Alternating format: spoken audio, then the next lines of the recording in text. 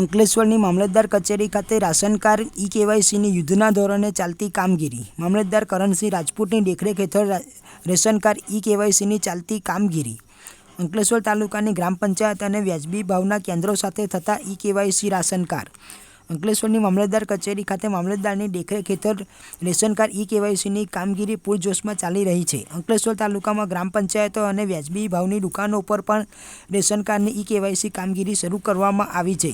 કેન્દ્ર સરકાર દ્વારા રેશન કાર્ડ ધારક કુટુંબના સભ્યોની વ્યક્તિગત ઓળખની ખરાઈ થકી તે અનુસાર રેશન કાર્ડમાં ઈ-કેવાયસી કરાવવાની કામગીરી હાલ દેશભરમાં ચાલી રહી છે. નેશનલ ફૂડ સિક્યુરિટી એક્ટ અંતર્ગત તમામ રેશન કાર્ડ ધારકો માટે ઈ-કેવાયસી કરાવવું જરૂરી બન્યું છે. ત્યારે અંકલેશ્વર તાલુકામાં રેશન કાર્ડ ઈ-કેવાયસીની કામગીરી પૂરજોશમાં ચાલી રહી છે. અંકલેશ્વર મામલતદાર કચેરીના પુરવઠા વિભાગમાં મામલતદાર કરણસિંહ રાજપૂતની દેખરેખ હેઠળ રેશન કાર્ડ ધારકોના ઈ-કેવાયસીની કામગીરી ચાલી રહી છે.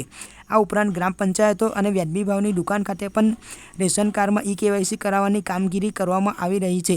તેમજ રેશન કાર્ડ ધારકો માટે ઘરે બેઠા જાતે જ ઈ-કેવાયસી કરાવવું સરળ બન્યું છે. સરકારની માય રેશન મોબાઈલ એપ્લિકેશનની મદદથી ઘર આંગણે ઈ-કેવાયસી કરી શકાય છે. આથી સમય અને નાણાંનો વ્યય થતો પણ અટકશે અને બચત થશે. અંકલેશ્વર તાલુકામાં 54,517 રેશન કાર્ડ પૈકી અત્યાર સુધીમાં 32,260 જેટલા રેશન કાર્ડનું ઈ-કેવાયસી થઈ ગયું છે.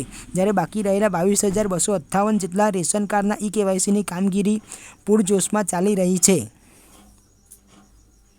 મારું નામ વિજય પંચાલ છે. હું અવાડા ગામનો રહેવાસી છું. અહીંયા હું રેશન કાર્ડનું કેવાયસી કરવા આવ્યો છું અને આજે થઈ ગયું છે. સરકારે આ સુવિધા બહુ મસ્ત કરી છે. બધું કામ સારી રીતે થાય છે. સૌને નમસ્કાર. રેશન કાર્ડ ધારકોને ઈ-કેવાયસી બાબતની જાણકારી માટે આપના માધ્યમથી જણાવું છું કે રેશન કાર્ડના ઈ-કેવાયસીથી ભવિષ્યમાં ભારત સરકાર અને રાજ્ય સરકારની વિવિધ યોજનાનો લાભ સરળતાથી લઈ શકાય તે માટે રેશન કાર્ડ ધારકે 3 રીતે ઈ-કેવાયસી કરાવી શકાય છે. ઘર બેઠા માય રેશન એપ મોબાઈલ એપ્લિકેશનથી કુટુંબના તમામ સભ્યોનું ઈ-કેવાયસી થઈ શકે છે. ગ્રામ્ય સ્તરે ઈ-ગ્રામ કેન્દ્રમાં વીસીએ મારફતે પણ થઈ શકે છે. અંકલેશ્વર તાલુકામાં દરેક વ્યાજબીમાની દુકાનોને પણ પીડીએસ પ્લસની લોગિન ફાળવવામાં આવેલ છે. ત્યાંથી પણ ઈ-કેવાયસી થઈ શકે છે.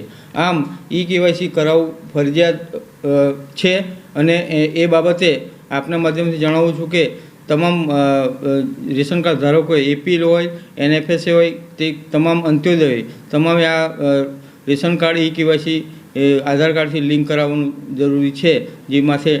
જે બાબતે આ અંગે તમામે તકેદારી રાખી અને ઈ-કેવાયસી કરાવી લેવા મારી નમ્ર વિનંતી છે.